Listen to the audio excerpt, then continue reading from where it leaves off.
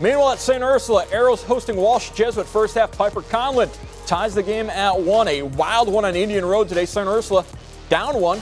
Kate Hopkins, her first goal of the game, reties it. Warriors would score the next 4, but in the second half, Arrows rebound. Bridget Lay on the run, gets the goal. Lay 3 goals on the game. It's back to a 1-goal game. Later in the second, Conlon off a nice lead pass from the goalie ties the game up at 7 apiece. More from the home team. Carlin Pendle giving St. Ursula their first lead of the contest. Walsh would come back and tie it, but Hopkins gets the game-winning goal. 10-9 St. Ursula winning a thriller thanks to halftime adjustments.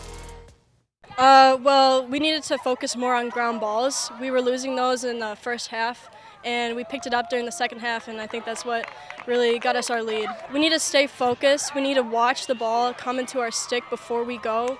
I think we had some problems with that, where we would just go before we caught the ball, and that would create some turnovers. Greg Frankie and Autumn Stevens have more from the victorious St. Ursula lacrosse game. In one of the more dramatic and exciting girls lacrosse games we've seen over many years, the St. Ursula Arrows, a come-from-behind win over Walsh Jesuit.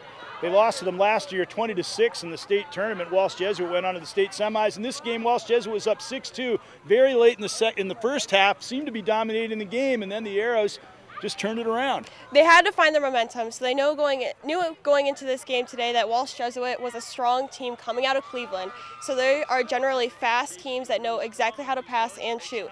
So their mindset might have been a little off, but they knew once they found out their momentum that halftime, head coach Bradley was able to tell them, hey, smart passes before you take it in on offense and shoot, and they did just that.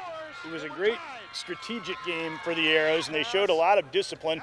They were down 6-3 at the half, and they knew they couldn't play an up and down transition game, but they did it at the start of the half just long enough to get back in the game. Then they went back to their controlled game, and they showed a lot of discipline in some very important late game possessions. Absolutely. So down on offense, they showed a broad range of players that are able to help out. So Piper Conlon, Kate Hopkins, and of course Bridget Lay for the St. Ursula Arrows team, shown that they can shoot and also have team effort. Yep, and they scored a couple of big goals down the stretch to pull it out 10-9 over a good Walsh Jesuit team, and they will advance in the girls lacrosse tournament.